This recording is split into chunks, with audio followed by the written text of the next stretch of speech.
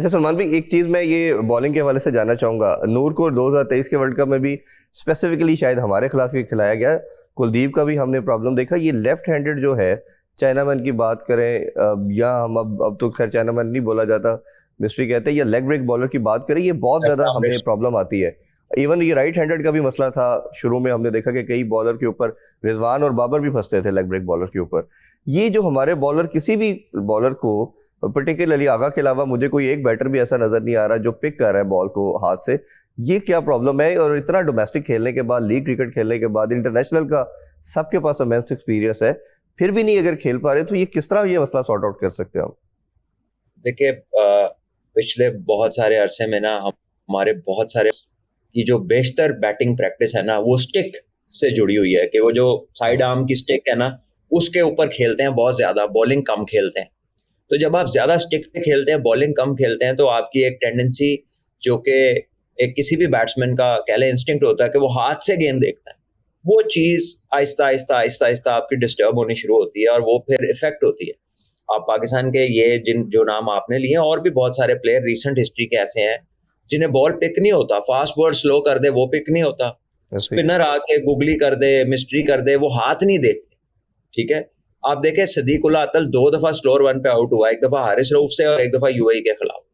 तीसरे मैच में हारिस रऊफ ने उसे एग्जैक्टली वही गेंद राउंड द विकेट आके किया, उसने कवर के ऊपर छक्का मारा, उसने पूरा इंतजार किया उसने कि वो गेंद डिलीवर हुआ, उसने अपना शॉट डिले करके मारा है और उसने उसी गेंद को छक्का मारा जिसपे वो 2 दफा आउट हुआ।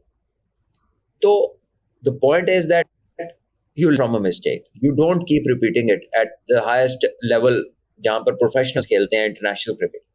हम ये देखते हैं कि हमारी जो एबिलिटी है to read out of the hand वो बहुत मिनिमम है, और इसकी वजह से हम ऑलरेडी लेट होते हैं। देखें, राशिद खान वैसे ही तेज तेज बॉलिंग करते हैं एयर में, अगर आप उसका हाथ नहीं पढ़ पाएंगे तो बड़े कम चांसेस हैं कि आप उसको अथॉरिटी के साथ खेल सकें, और उसको सारे वही प्लेयर अच्छा खेलते हैं जो उसका हाथ पढ़ लेते हैं, और वहां पर उसका फर्क पड़ जाता है। और किसी भी दुनिया के स्पिनर, राशिद खान की इसलिए बात कर रहा हूँ कि अभी वो अपोजिशन में है और उनके भी बेस्ट बॉलर है और दुनिया के भी T20 के वो बेस्ट बॉलर स्पिनर्स में, लेकिन अगर दुनिया का कोई भी स्पिनर है, सपोज नूर ही है, नए हैं अभी, आप उसका हाथ नहीं पढ़ पाए तो बुरे हाल है। आपका ये सुफियान मुकीम वेस्ट इंडीज में था, उनसे नहीं सुफियान मुकीम जज हो रहा था, उनके बुरे हाल थे इनके आगे। तो हाथ से जब तक आपको नहीं देखना आएगा तो ये तो स्पिनर्स तो आपको नहीं हिलने देंगे, ये आपको नुकसान पहुंचाएंगे। फिर आपकी किस्मत ही है, आप घुमाएं तो बल्ले में आ जाए, ना आई तो फिर आप पकड़े जाएं। बिल्कुल। अच्छा सुरमा भी, हम मानते हैं कि अफगानिस्तान का शायद इस टाइम दुनिया का बेस्ट स्पिन अटैक है, और वैरायटी की बात करें तो 5-6 बॉलर है, हर एक बॉलर दूसरे से डिफरेंट है। अब पॉइंट ये है कि वो इतनी ज़्यादा 4 बॉलर के साथ जा रहे हैं, हम एक रेगुलर स्पिनर के साथ जा रहे हैं। मतलब साइम की बात करें या हम नवाज की बात करें, ये तो समहाउ मुझे तो लगता है नवाज भी अब शायद बैटिंग ऑलराउंडर के तौर पे कंसिडर होता है, वो हारिस से ऊपर आता है। तो ये एक बॉलर के साथ जाना, उसको भी हम 11वां ओवर देते हैं। और अगर अफगानिस्तान को कंपैरिजन में देखते हैं तो वो पहले ओवर से स्पिनर से स्टार्ट करते हैं और 20वें ओवर तक उनके स्पिनर का एक रोल चल रहा है, खासतौर पे ऐसी पिचेस और कंडीशन में।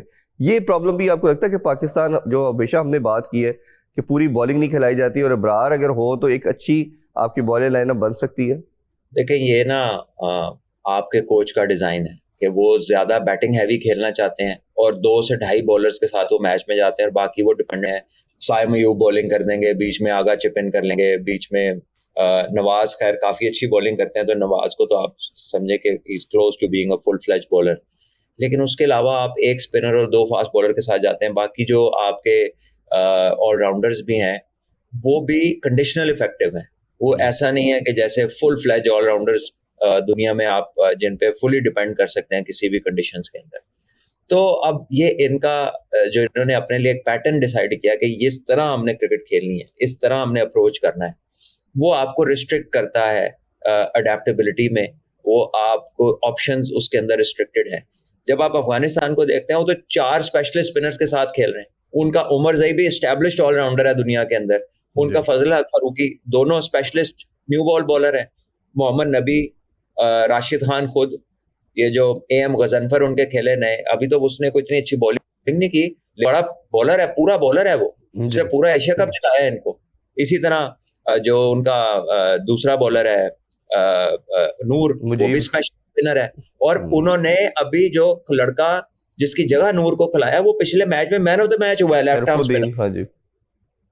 तो आप देखें ना उनकी डेप्थ कितनी है, उनके पास स्पेशलिस्ट स्पिनर्स कितने हैं, और हम खेल रहे हैं 3.5 बॉलर्स के साथ। यानी कि हमारा वनरेबिलिटी का जो है, अगर कोई टीम आके सोचे यार पाकिस्तान में हमने आउटराइट अटैक करना है और कंडीशन शायद हमें अलाउ नहीं करती, तो कौन से 2 बॉलर हैं जिसे हम पकड़ सकते हैं, तो वो फौरन कहेंगे यार ये 2 नॉन रेगुलर बॉलर हैं, इनको तो पकड़ो सबसे पहले।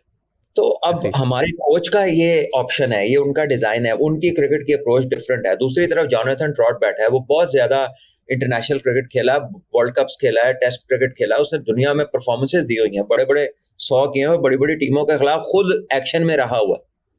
तो उसकी जो प्ले है वो डिफरेंट है। जब से वो इस टीम के साथ आया है, उस टीम ने ग्रो किया, उस टीम की जो बैटिंग अप्रोच है उसमें तब्दीली नजर आई है।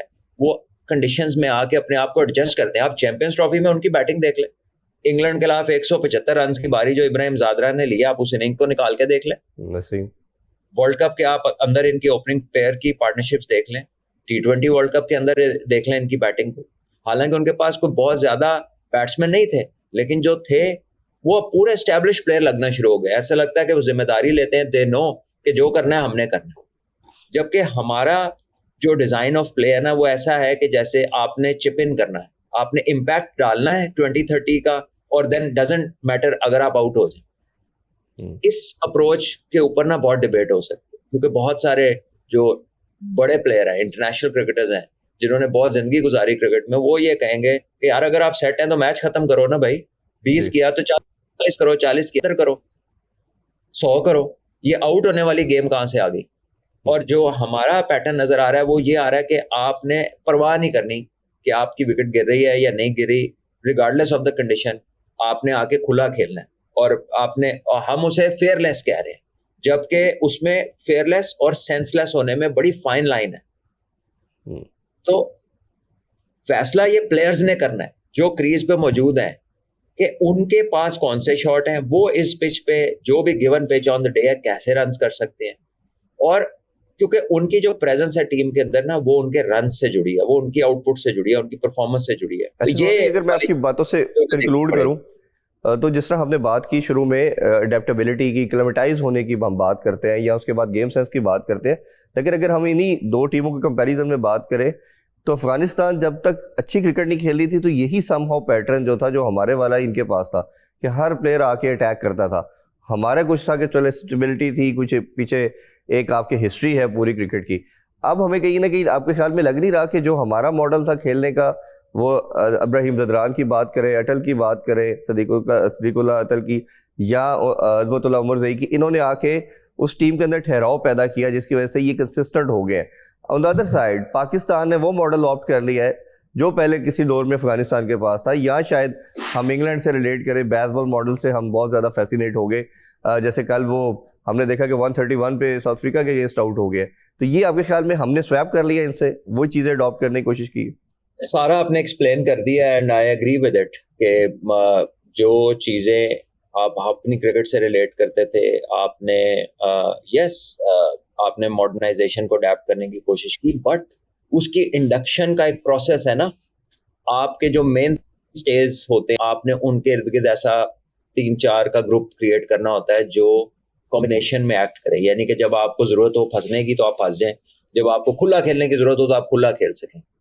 हमें यह नजर आता है कि या हम फंसने वाली टोटल क्रिकेट खेलते हैं या हम टोटल खुली क्रिकेट खेलते हैं, दोनों में हम अपने लिए दूसरा रास्ता नहीं छोड़ते। तो इन चीजों का बैलेंस तलाश करना, सेंसिबल कंट्रोल्ड एग्रेशन, ठीक है, वेयर रिक्वायर्ड, ठीक है, the brand should be do what is necessary. ये नहीं होता कि यही करना है, ऐसी मतलब जो कह दिया बस यही करना है। कोई अंदर गए, आपके 2 जल्दी आउट हो गए, बॉल नया अच्छा जरा चल रहा है, थोड़ा सा पिच में कुछ है, तो मुझे बताएं आप क्या करेंगे? अगली 2 भी गवा देंगे या थोड़ा स्टेबल होके फिर चांस लें? तो T20 में भी स्टेबिलिटी का एस्पेक्ट है। हाँ, वो उतने ओवर नहीं है जितना वनडे में है, लेकिन चंद बॉलें तो आप देख सकते हैं, या थोड़ा सा पुश टिप एंड रन करके, गैप्स में पुश करके, थोड़ा नॉर्मलाइज करके फिर आप कर सकते हैं। स्पेशली जब आपको पता है कि बड़ी हिटिंग जो है अगर वो आप कर सकते हैं, in the case of Saim Ayub या in the case of even Sahibzada Farhan and Fakhar Zaman, क्योंकि ये लड़के बहुत टैलेंटेड हैं।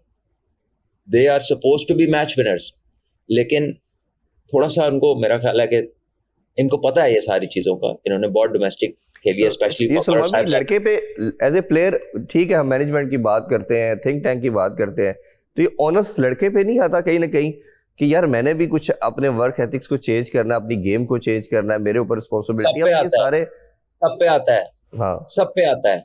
Everybody is doing a job over there.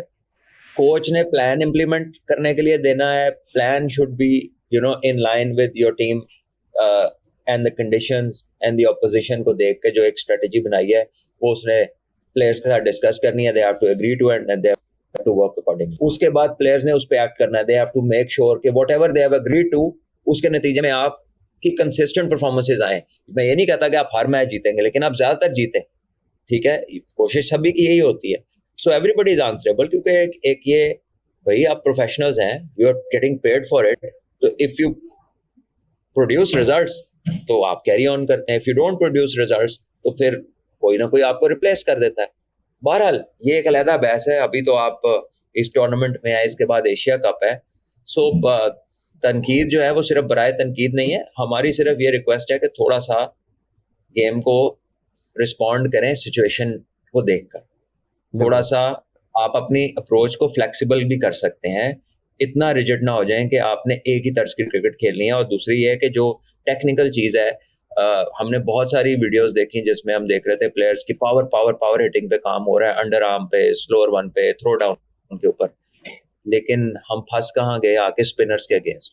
अब अगर दुबई में पिचेस स्पिनर्स को असिस्ट करेंगी एशिया कप में भी, तो हमें स्पिनर तो अच्छे खेलने पड़ेंगे, तो ज़रा उस पर थोड़ा सी तवज्जो दें, हाथ को देखें, प्रैक्टिसेस में बच्चे बुलाएं, यहाँ से लोकल बहुत सारा स्पिनर मिल जाएगा, उन पे ढेर ढेर खेलें और वो चीज़ आपकी बेहतर हो जाएगी।